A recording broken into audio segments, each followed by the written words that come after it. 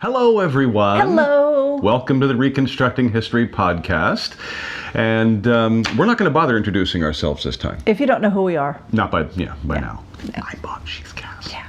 Anyway, it's a brand new week, a brand new month at time of filming. Yes. It's springtime here in the Netherlands. It continues to be spring, which it has been for 3 months already. Something like that. And will be spring until sometime in December. Yeah, probably. Yeah. So we've been out and about and enjoying ourselves, Yes. and it's a lovely day. As soon as we're done filming this, I should go ahead and edit the video right away, but I'm not gonna. I'm looking out this window at this beautiful blue sky. And going, Yeah. we're gonna do this, and then we're gonna ditch y'all. Yeah, I'm gonna get on my bike if nothing else. Yeah. I gotta go grocery shopping, and it's a whole kilometer to the grocery store. My goodness. So I'll get a nice ride in. Anyway, news. Kass is working, still beavering away on new patterns and updating old patterns. Yes, of course. And we're not going to belabor the news a whole lot this week because it isn't much different than last week. Although I do want to mention for our American viewers, and this might be for more than our American viewers, I'm not sure. Anyway, there is an inadvertent discount on all our patterns currently that I noticed when I was doing the end of April books. Apparently the exchange rate with the euro, I don't know whose exchange, I know the US dollar exchange rate with the euro is really, really favorable to the US dollar. So right now, what you're paying in US dollars, because our website does a conversion based on current rates, not based on anything we set. So if you're buying our patterns in US dollar right now, you're getting a discount. Because our patterns, our website is priced in euro. It's just if you're in the US, you're going to see it in US dollars, or you see it in Australian dollars, New Zealand dollars, whatever. Canadian dollars. Wherever you are in the world. Swedish kroner. Swedish krona, Norwegian krona. Yeah. All kinds of krona. So right now, the euro is doing really poorly. So now's the time to strike. Because, there's a war on, and gas prices are skyrocketing. So, we don't know how long it's going to last. We personally hope it doesn't last that long, but for right now, you have a great opportunity to get a discount on all our products. Your buying power has increased. Yes. Strike while the iron is hot. Strike while the iron is hot. And then get your iron out and make some clothes. Yes. Always sew with your iron. I really stretched that metaphor. You really did, and anyway. I'm just going to keep going. So for the time being, the euro is really, really low against the dollar, and probably against a few other currencies like the pound and stuff. So everything you buy is going to be at a discount, and I am very, very unlikely during this time to run a sale because I'm already losing money on the exchange rate. So buy while the going's good. It's the exchange rate sale. It's the exchange rate. So we're having an exchange rate sale and we didn't even know it. So hopefully the war in Ukraine will end very, very shortly, and we will go back to normal things. But by now, it's also spring. It's a wonderful time to stock up on patterns. It's a wonderful time to look in your reenactment closet and go, whoa, dang. Yeah, I need new. Insert name of pattern here. And we'll help you out. Yeah. Whether it's a download or a print pattern, we'll help you out. Yeah. So that's about it for the news, except for the biggest news story of the week, which is we've been bleeding on and on and on about how Kass is working on the Moy Gown update. Yes. RH313. There'll be a picture of it here. Yeah. And the good news is it's done. It's done. By the time you see or hear this recording, it will be shipping to the people who were waiting for an update, and the new download files will go on the website, which means if you bought one in the past, you'll get an email saying there's an update and a link. And if you have purchased a paper pattern in the past and want an update on the paper pattern, drop us an email at info@reconstructinghistory.com, and we will figure out a way to get you the paper pattern update. Yep. So there's a couple things I want to say about the update. And I've said this before, but I'm being very emphatic about it. I am not changing the Moy Gown. The Moy Gown exists. The Moy Gown is a thing. And I don't make Moy Gownish We're going to get there. Patterns. We're going to get there in the interview portion of the podcast, which happens now. Okay. Yes. So, first of all, I know. structure. It's terrible, right? I would go in with my own structure. I had a structure. I got it. I have a clipboard. All right. There's. Wow, the doves are perched on the chimney and hooting down the chimney at us. Lesser Antillean whistlepigs. It is not. Lesser Antillean whistlepigs and groundhogs perching on the. Don't have groundhogs here. First, I can hear them. The first question is, why is the Moy Gown so important? Well, there are a couple of reasons why the Moy Gown is so important. One is it's the oldest intact textile in Ireland. Okay. So there are textiles that are older, but we don't have enough pieces of them that we can tell what they are. I see. So, there are these older pieces, but there's nothing that is, and I should put the caveat in there that the Moy Gown has never been carbon dated. Right. It's only been dated by what it looks like, and it looks like a 14th century kirtle. I see. Or, the coterie type gown. So there was no, it was cut out of a bog, right? So it's not like there was an archaeological dig, stratification and all that. It was cut out of a bog, and the bog was then harvested. So, and that's gone up in smoke, 90 years ago. Right. So this is a good point to get you to give us a brief history of the Moy Gown. The Moy Gown was found in Moy, in County Clare in Ireland, in 1931 by a peat farmer who was cutting peat. And the way, if you're familiar with cutting peat at all, the way they used to do it in 1931 was they would cut it with a kind of special shovel that was for cutting peat that would make the little loaves that you then dry and then use as fuel. Right. So he was cutting peat and he found this fabric, and actually he found a body, and the body was in the fabric. Okay.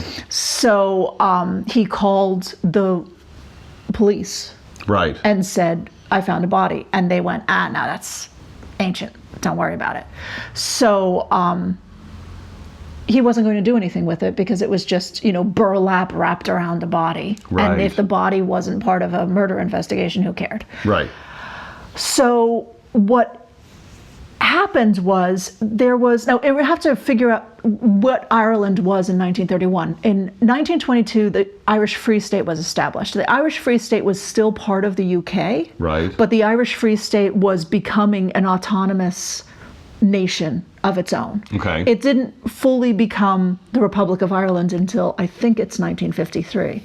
But in 1922 it became the Irish Free State. So It started having self-governing properties.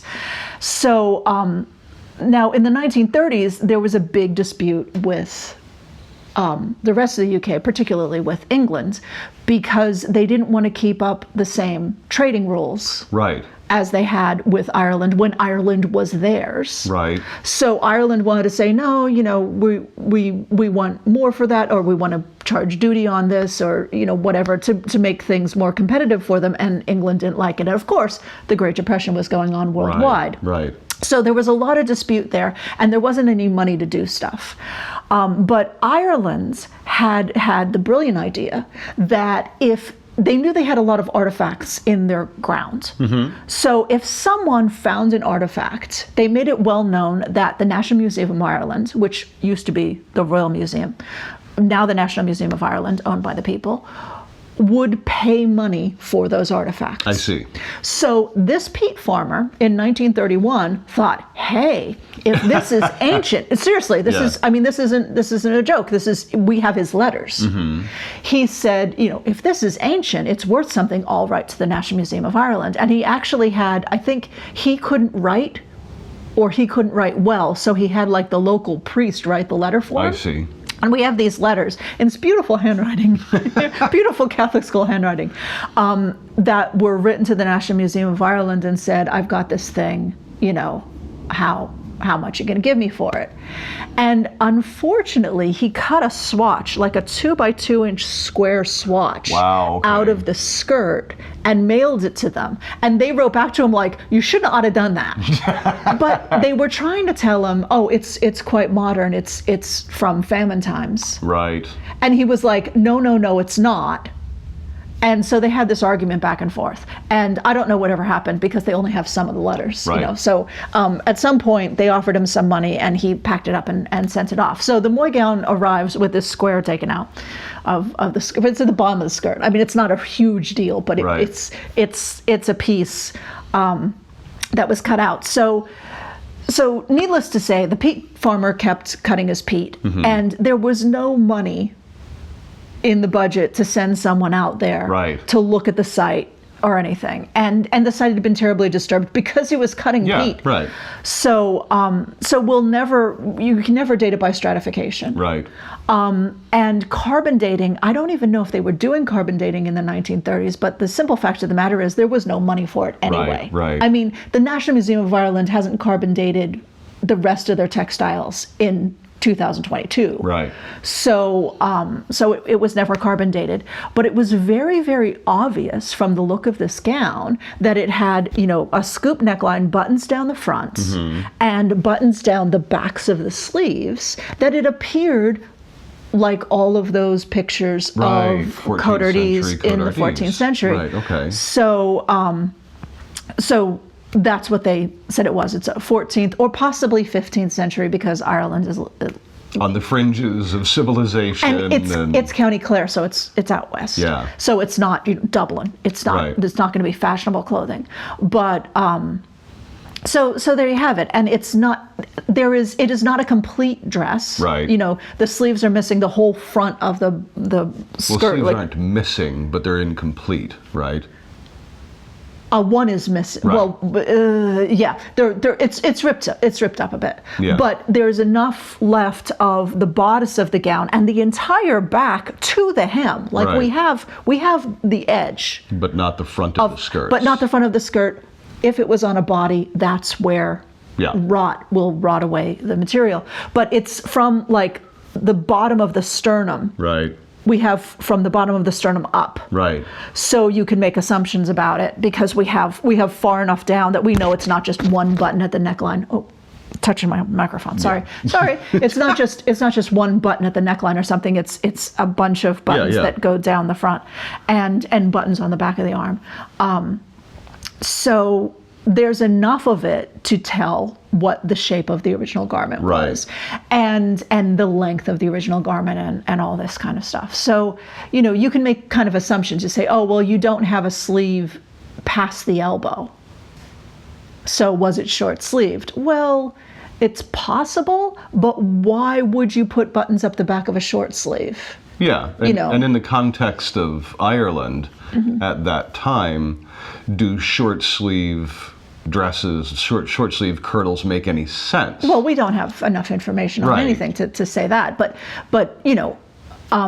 it's been posited by some people like, oh, they were wearing lenta with those big, huge, puffy sleeves, and that's why they had the buttons on the back of the sleeves. Like, no, really. Yeah, that's a 16th century thing. It's too, a 16th, yeah, it's a 16th century thing, and if you had big puffy sleeves, they would be hanging out from the bottom of your sleeve, Right. not from the back seam, because the Right, seam is like up here. Right. It goes over the point of the elbow. Goes over the point of the elbow, much like the Greenland finds and the pictures, the rich pictorial evidence that we have of for the 14th century. 14th century kirtles. So it's definitely a 14th century kirtle. Whether or not it dates to the 14th century is a question, but it's definitely of that type, and that makes it the only extant coterie type 14th century Right. kirtle type dress, because a lot of people like to talk about the 14th century kirtle and say, oh, well, we don't know what it really looked like. We don't know how it was really made because we have no extant garments,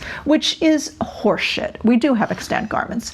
The Greenland finds alone are a plethora of extant garments from the 12th through the 15th century. Right. And many of them have this, buttoned up the back of the sleeve kind of construction, and sometimes buttons in the front or laces in the front, some kind of closure in the front.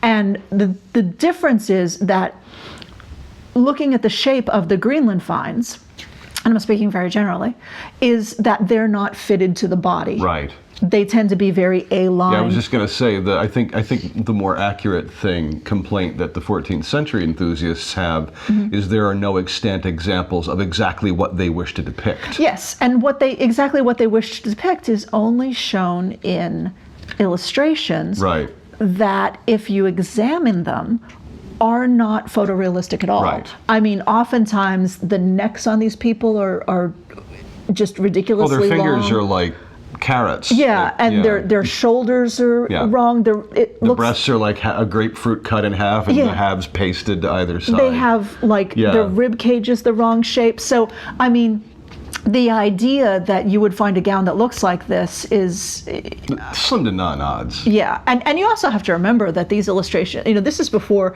the 15th century Flemish painters came in with this crazy photorealistic like Jan van paintings. Eyck. Yeah, Jan van Eyck and Others. Roger van der Waarden and these guys. Bruegel. Yeah. Our friend Bruegel. Our friend Bruegel. From right down down there. There's a statue.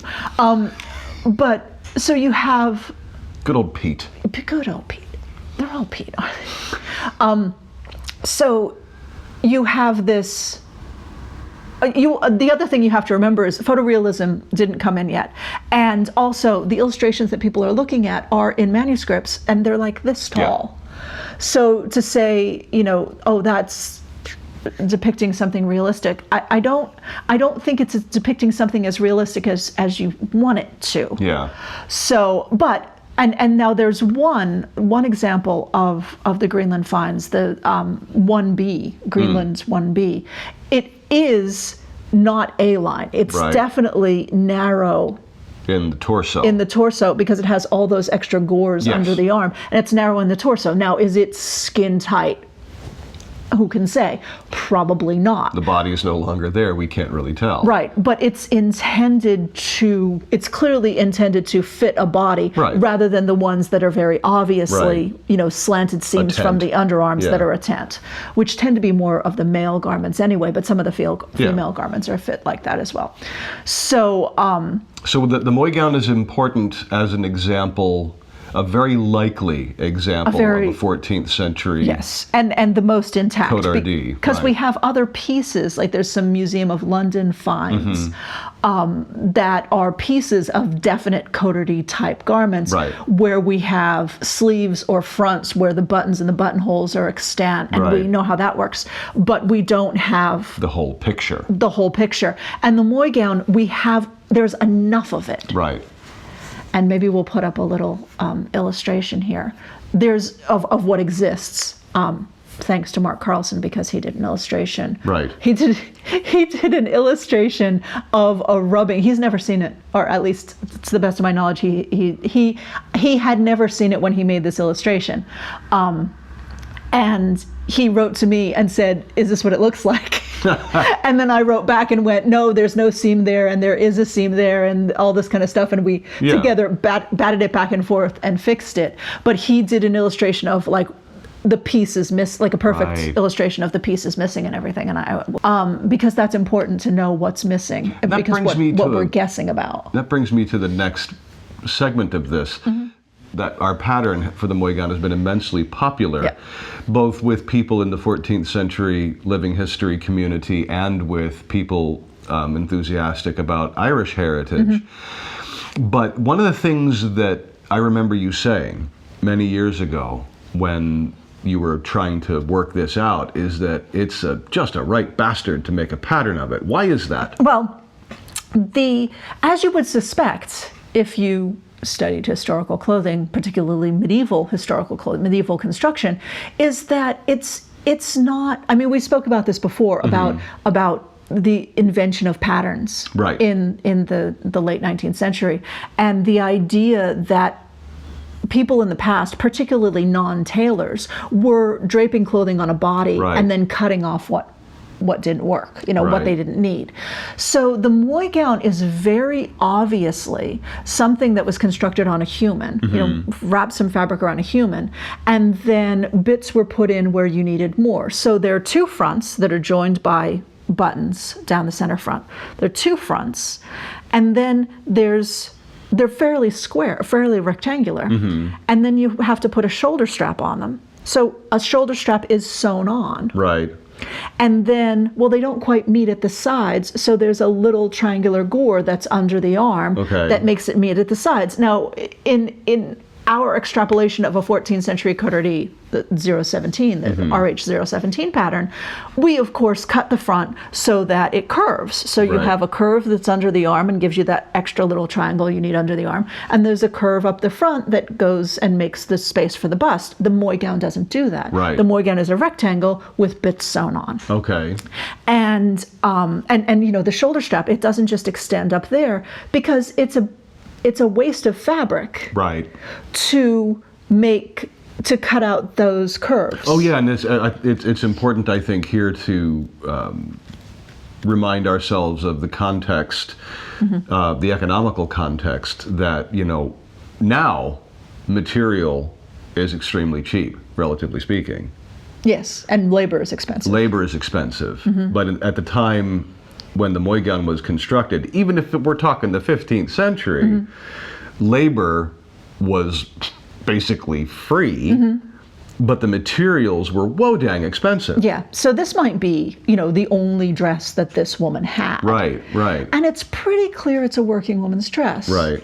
And the reason we know that is, number one, and I'm going to talk about this in a bit, there are two gussets on the back of the dress over the shoulder blades. And when I made mine, I was absolutely baffled by what are these gussets for? They don't seem to do anything. And then I ran around and tried to do a bunch of things and see how the gown moved, and those gussets get tight when you're bending over and doing like this kind of motion, like churning or lifting a cauldron off a fire or something like that. Washing clothing on picking up a baby. Anything that you're bent over and doing this movement with your arms. That's where those shoulder muscles come into play, and those gores like fill out. Right. And it's amazing to behold. You just go, oh my God, it just went. I was doing this with a friend, and my friend was just like, oh my God, it just went flat. The gores just went flat, and you went, oh, that's the thing. Right. It's bent over. But that's one of those things. That's one of those things I remember you talking about years ago when you first made this pattern. Was just ridiculously hard to pattern. Yeah. Or more specifically, to grade. Yeah, to grade. To figure out how that was going to change on different people. Right. Because in between, so the back of the Moy Gown is kind of funny because it has, so there's these two kind of trapezoidal gores over the shoulder blades. And then there's this bit between them that's like a V. Right. And that connects to the shoulder straps that go from the front. So there's this V, and then it widens out to full width and goes down, and then you insert. It's like a grand assiette. And people have called it a grand assiette, a type of grand assiette, and they're not entirely wrong. Right. Because let me tell you another thing about the Moy Gown. The Moy Gown also has a gore inserted just at almost at the underarm, like almost that point. If you point it to the point on your arm where your arm becomes your underarm, that's where the gore starts. Yeah, and I have a picture of me that we'll put here, with my arm straight over my head. Now, if you look at this picture of me, you can see how very, very tight the gown sleeves are. They're that tight. And yet, I can put my arm all the way over my head without tearing anything. And here's an interesting thing that happens. I was thinking, why is it there? Why is it there? Why is it there? Why don't you just cut a curve? Well, of course, the whole thing is avoiding cutting a curve. Right, because cutting a curve is wasteful. Cutting a curve is wasteful. And material is expensive. So you're not cutting a curve. And the sleeve is mostly tubular. We don't know how it tapers down at the bottom, below the elbow, but it probably did taper below the elbow because if you have these buttons, you want to keep it. You wouldn't have buttons all the way up here keeping it tight and then have like a trumpet sleeve at the bottom. That would just get in your way. Yeah. If we're correct that it's a working woman's gown, and I'm absolutely certain that we are.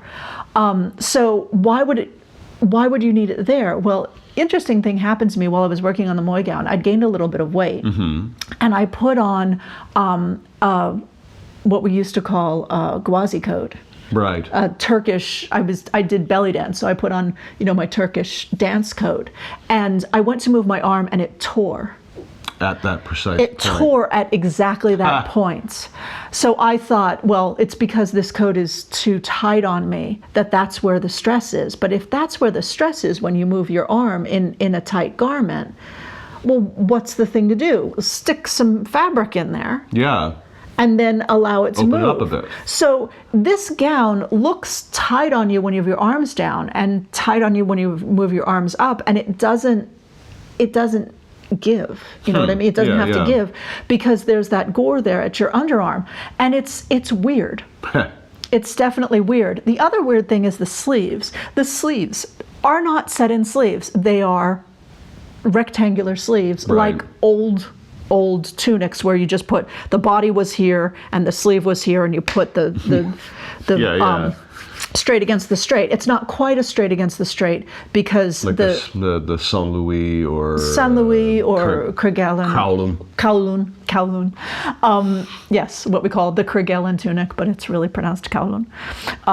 Sorry, Denmark. Language snobs. But it's not exactly a straight against a straight because the shoulder strap is a little curved, but the shoulder Right. strap at that point is mostly flat. Right. And so the flat sleeves inserts into it, and then there's that slit in the sleeve where you put this triangular gore in, which starts to make what looks like a curve. And when you look at the Greenland finds and look at the sleeve that's in the Greenland finds, it kind of has that same shape. Right.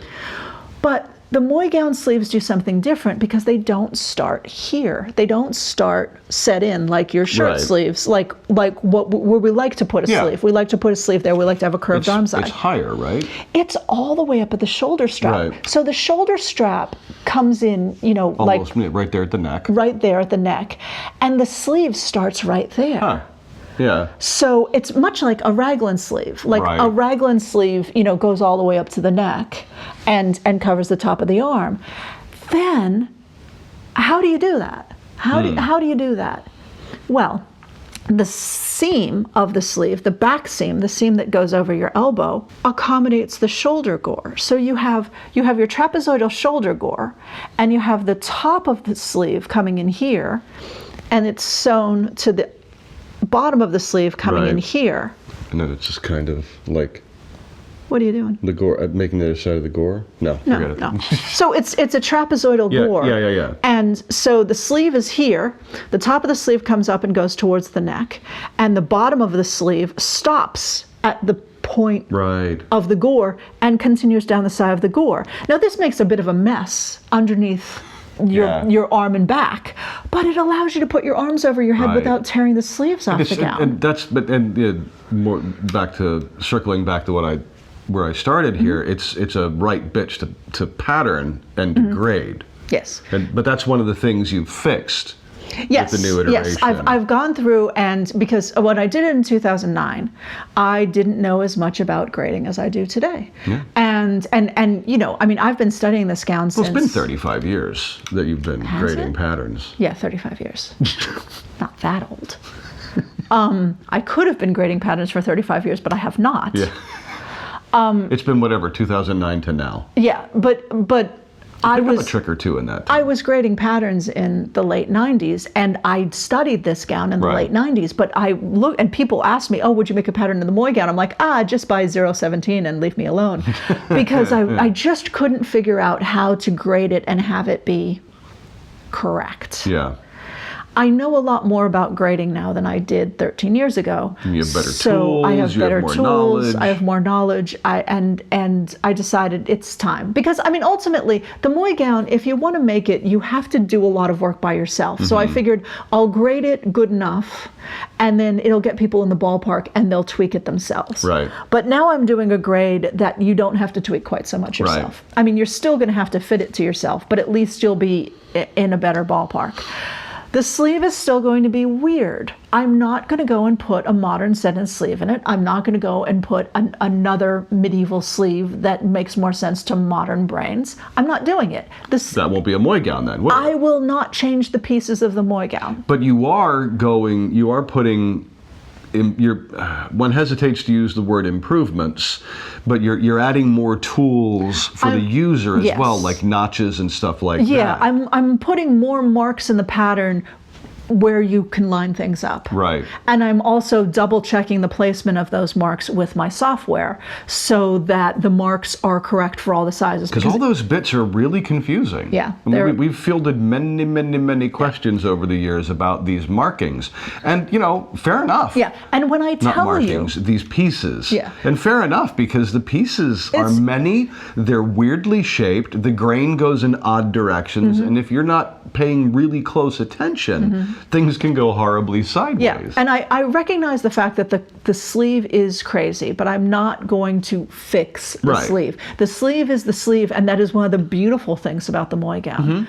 But the sleeve will be more easy for you to put together because it will be graded better, and there will be markings on it to teach you how to line things up. In the instructions, it will tell you to construct the sleeve before you're finished making the body of the gown. This sounds weird. It even says in the instructions, I know this sounds weird. But please do it. Yeah. Because the way to get the sleeve right, the way the sleeve is going to make sense to you is if you construct it when I tell you to, and then add it to, because the sleeve isn't just the sleeve also is the shoulder of the gown and part of the side of the gown. So it's really essential that you get the sleeve, you make the sleeve in the right part of the process, because otherwise, you're going to, normally, you put a dress together, you put fronts and backs together and you sew it up and then you test it on yourself. And there's nothing to test yet. You could do all this stuff and then test it on yourself, and then you're going to put the sleeve in, and everything that you tested just goes right out the window because the sleeve is part of the construction. It's not just this thing. It's what's the difference between working from the flat and a pattern and draping on the body. Another thing. Do not write to me and say it doesn't lie flat. Of course it doesn't lie flat. It can't lie flat. It can't lie flat. It was made on a human. So when you put the sleeve on, it's not going to lay like your simplicity pattern. Everything folds in half and you run up the side seams and you run up the side seams. You're not going to fold this one and put it in your closet, kids. Yeah. You run up the side seams and then you go down the back of down the sleeve seam. That's not going to happen because the seams aren't going to line up at all, and they shouldn't. But if you try to lay this sleeve in half, it's not going to lay in half. Because it's a tube. It doesn't have equal halves. It doesn't have equal halves. And so, you're not, as you said, you're not going to fold it like a gap fold with the t-shirt. That's not going to work because it's not going to lay flat because it was made on a human. And I'm preserving those shapes. So if you say, oh, well, this won't lay flat. Well, the reason you want to lay it flat is because you learned how to sew on a sewing machine. And sewing machines want everything to be flat so it can go under the presser foot. I highly, highly recommend that you don't make this gown on a sewing machine. If you must sew it on a sewing machine, first get all the pieces together by basting them by hand. Baste it by hand, get everything together, and then adjust it. And then when you know it's right, then do your final sew nail the seams down on the with your machine, if you must. But it's not conducive to sewing on a machine. And that's not to say that you can't sew it on a machine. It's just to say you are doing something they didn't do and it's not going to work as well. So please don't write to me and say this doesn't work. Well, do it the right way then. And it's also worth noting that, neither one of us is terribly good with a machine. I hate machines. I hate machines. I'm not adapted to sewing with a machine. But that's so not why. If you may be superbly knowledgeable with machines and be able to make it happen on a machine. I think what we're trying to say is don't expect us to have your level of knowledge. And also I really truly baste it together, get the fit proper for your body, and then sew it on a machine. Well, that's the way we know it'll work. Yes. When it comes to fitting it and making it go, making everything happen so you end up with that replica, is doing it by hand. That's how they did it, right? So I think I've covered everything on my clipboard. Well, I want to mention one more thing that we didn't actually get to. The other weird thing about the Moy Gown, it's knee length. This is something that people don't realize. When we first came out with the pattern, when I made my first one, I made it ground length, and which was wrong because we have the full skirt in the back. Right, so we know exactly how long it was. And there's a cut edge, and people say, oh, well, couldn't there have been another piece of fabric attached there? No, there's no sign of stitching or anything. It's just it wasn't like the peat cutter cut through it. No, it's a beautifully perfect cut curved edge, as if that's the bottom of the gown, and you say, oh, we want it right there, and then you do your chalk line and cut it. That cool thing where the person stands there and then you poof chalk. Yep. That's so it looks like that. It honestly looks like that, and it's just over the knees, and it ends. And you say, oh, well, maybe the person was really short. No, that's not how the human body works, because the back waist length is 16.5 inches, which is my back waist length, and I'm 5'8". Right.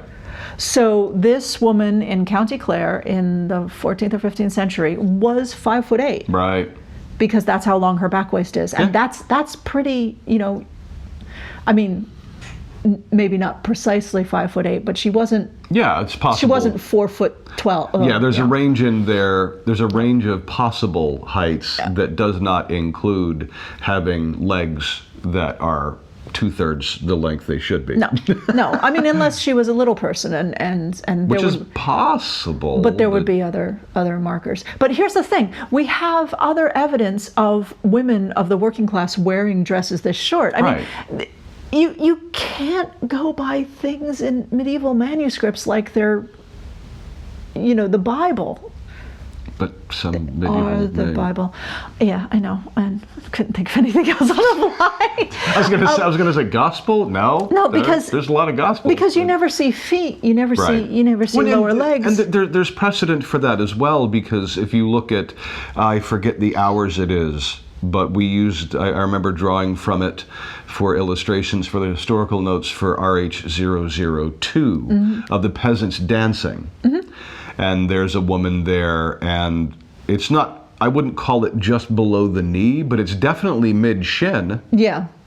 And there's no evidence of her skirts being curled up either. Yeah, and there are pictures of women working in the fields. Yeah. Where their kirtles are, definitely, not much lower than the knee. Right. Whether they're curdled up or not. Right. But we have documentary evidence of it was when. My English history is so bad. I think it was. It was Queen Marguerite. She was French, and she was married to King. Necktie. Henry the Sixth. I think it was Henry the Sixth. Okay. Because Henry the Sixth was insane or something. That was we're talking Wars of the Roses. Yeah, and he was deposed, or he was removed, and then there was a whole War of the Roses thing, but it was definitely Marguerite's, because her symbol was the Marguerite, which is a daisy. Right. Marguerite escaped to France. And she borrowed the clothing of a worker woman, and like somebody who worked in the kitchens. Right. And not her maid. Right. Scullery maid. Yeah, not her maid, because her maid would have been a noblewoman. Yes. But a scullery maid or something borrowed the clothing of this woman, so that she could cross the boat to France, on the boat to France. And when she got out of the boat to France, the French people were all there waiting for her, but they didn't know it was her, because she was wearing a dress that barely covered her knees. And they were like, how could this be our Marguerite, the Queen of England, if she's wearing a dress barely covering her knees? And they didn't recognize her right away. She's like, bitch, I'm in disguise. Yeah. So this idea of the common woman's dress barely covering her knees is well documented. Right. And that's not the only, that's just a very, very notable example of mistaken identity, because, you can't possibly be the queen because you're dressed like a common woman. And a common woman had a dress that only covered her knees. So the fact that the Moy Gown just really, covers the knees, top of the calf kind of thing, makes sense. Right. It makes more sense for it to be that length. And just by virtue of a side note, the chignon gown, which is from at least 100 years later, the 16th century, chignon gown, very, very definitely 16th century type Right. kirtle with the separate bodice and attached skirt. The skirts of the chignon gown are largely intact Right. all the way around because it wasn't found on a body. And you can tell where the hem was cut. And it's 24 inches long from the waist, which now the waist isn't at the waist is at the hip line, but 24 inches long pretty much covers your knees. Yeah. So now we have two examples of So essentially, we're like Audrey Hepburn could rock these hemlines in Roman Holiday. yeah, put a petticoat underneath them. And it would be Yeah. appropriate length. Yeah. It's That's wild. we make a big mistake by making, Well, everybody medieval knows that dresses. medieval and Renaissance dresses have to go to they have to brush the top of your shoes. Oh, and God forbid you should show an ankle. That's Victorian. Matter of fact, in the 18th century, that wasn't the case. Right. In the 18th century, you have very, very upper class people showing their ankles and having the socks of their ankles specially, the ankles of their socks specially embroidered so they can be seen. Clocking and all that. Clocking and all that. So And in the Landsknecht woodcuts, Durers, camp followers. yeah, with their kirtles curled up. Yeah, I mean they may Girdles. they may brush the top of the shoes when fully down. But you never see them fully down. They're always they curled never up. wear them fully Right. down because Common women are always curtling them up because they get in the way. they do get in the way. Not way. that I have any first-hand experience with this yet. Now, That's always possible. I'll tell you what. On a cold and rainy day, and you're walking through some grass, and your hems get wet. Yeah. And it just kind of capillaries up your skirt, and suddenly your whole skirt's wet. You're kirtling your skirts. Keeping it out of the wet. You're kirtling your skirts. So I think that's Yeah. That's all. So it's. I mean, the Moy Gown is surprising in a lot of ways, Yeah. and I think a lot of people think it's something that it's not. Is it particularly easy to make? No. Yeah. No. If you're a beginner, this is going to blow your minds because it's really, really weird. So probably better off starting with 17. Yeah, but 17 isn't going to teach you anything you need to know to make the Moy Gown. Oh, yeah. If you want to make the Moy Gown and you're a beginner, I've written extensive instructions with illustrations, like 2 illustrations for every step. I have never made so many illustrations for instructions Slaved over these instructions. in my life. And I've never written instructions so very carefully because I know how weird it is. And I know. We're going through them again. Yeah, we're going through them again. With to integrate the new markings Yes, you're putting on. yes. I haven't seen them yet. Yeah. So the editor has not yet seen. So if you want to attempt the Moy Gown, just know that it's weird. Know that it's not a reflection on your skills if you can't figure it out. But read the instructions carefully, go through them step by step. It's all there. It's all been tested and it works. It's just, it's not like anything else in the world. And quite frankly, I think beginners might have an easier time. I always say this, beginners have an easier time because beginners actually read the instructions. Yeah. And more experienced people think, oh, well, I don't need to read the instructions because I know how this happens. Or they don't And believe something you tell them to do in the instructions. It happens. I don't make it up. And remember, you can always contact us if you're running into difficulties. I suggest that the first thing to do, and this is what I do when I'm reading the instructions, because I'm not an expert in this stuff. I really don't know what I'm doing. The first thing I do is make myself a nice calming cup of tea. And then I sit down with the instructions and I read them through while drinking my tea. I take notes. If something isn't quite clear to me, I'll take a note in the margin. And if you're doing these by downloads, I highly recommend printing out the instructions one-sided so that you can flip, you can have facing page notes. It's always important. One thing to remember about... Make a cup of tea, read it through, make your notes, and thought process it, thought experiment it. If that works, you're golden. If not, repeat.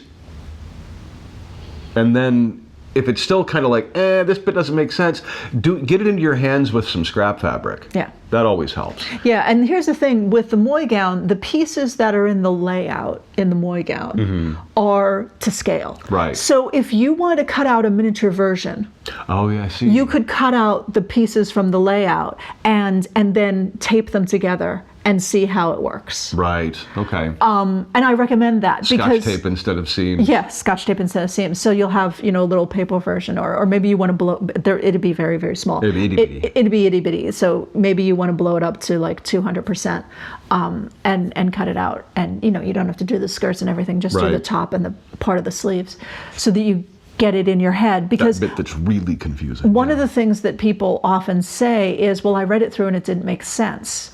And I know that if you try it, it will make sense. Yeah, get it into your hands. So read it through, as Bob said, have your cup of tea, make your notes, read it through a second time and make sure you think you've got it.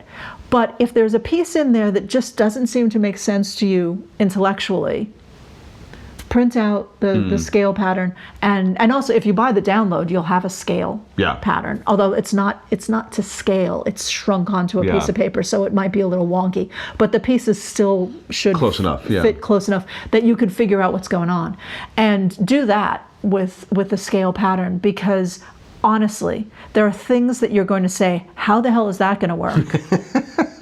And the only way it works is if you try it, and then you go, "Oh yeah, I see." Yeah. It's happened to me. It's happened to all of us at one point or so another. And it's a very complicated garment. It's like nothing else in the world. If I can offer one more piece of advice based on what you just said. Yep. Many of the concepts, and I'm going to reiterate something you said earlier and have said many times in this podcast. He's listening to me. This garment is utterly alien to the way clothing is put together today. Yeah. So, you are empowered officially by Kass McGann, world's foremost expert on this garment, I hereby empower you. to ball. What am I empowering them to do? To ball the thing up and throw it across the room. My mom always said, if you don't ball it up and throw it across the room, it won't learn. Right. It's sometimes you just have to put it down and walk away, and it can be cathartic to ball it up, throw it in the naughty corner. Don't try to make your first Moy Gown the night before. Oh no. Don't try to make your first Moy Gown the weekend before. Don't. As I was told once with a similar project, oh honey, no. Yeah. Oh honey, no. Yeah. Take your time, read the instructions, test it. Yep. Because once you get it into your head, you'll be able to make a closet full of them. Not so much lickety split. Yeah. But you'll be better. I mean, all the buttons and buttonholes alone will take you. Oh crikey! I remember making buttons. My Killary coat has all those buttons on. Yes, it does. I did holes in my fingers from making. And you're lucky because the Killary didn't have bound buttonholes, so you could just cut slits. It was making the buttons that was a pain in my fingers. So anyway, you are empowered to ball it up, throw it in the corner of the room, invent some new cuss words while you're at it. And if you have questions about it, after you calm down, give us an email. And Kass, not me, I don't know nothing about this, but Kass will help you through it. No. And no, there's not a video. Yeah. I'm not doing stop. Yeah, videos are a thing that you're not going to get. No, So. no, because I've done some videos and they, you did it on a color that doesn't show up really well for me, and I don't like the color thread you used, and no, I'm writing instructions. More importantly, we have more than 400 patterns. Expecting step-by-step instructional videos for each one, it isn't going to happen. No. So anyway, let's wrap it up there. The Moy Gown is hard. Yeah. Kass is making it easier. But not different. It's still going to be the replicative process rather than an approximation. Yes. If you want a new version, if you've bought a download at any time in the past, you should see an email with new links, which will have new download. If you don't get that, send me, the invoice or the email from your, because if you if you did that before, if you bought it in 2009, you're Yeah. probably not going to get an email about it because it was too long ago. And if you bought it from us in person Yeah. at something, if you bought the paper, I'm talking about paper. If Yeah. you bought a paper pattern, you probably still have your receipt. Send us that. We'll work something out. If you bought one at an event when we were still doing events back before 2012, we'll figure something out. Yeah. Chances are, if you bought it at an event sometime before 2012, we know each other, and they'll be like, "Oh, Cheryl, fine. Yeah. Let's figure it out." But anyway, yeah, we're looking forward to getting this out to you. Or you can just because- buy a brand new one. or that.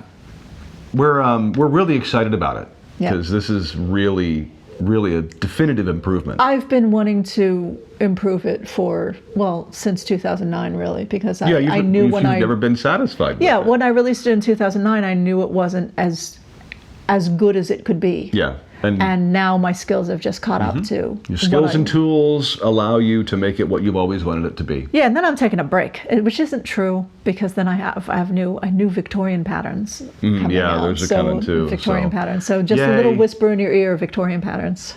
Yeah.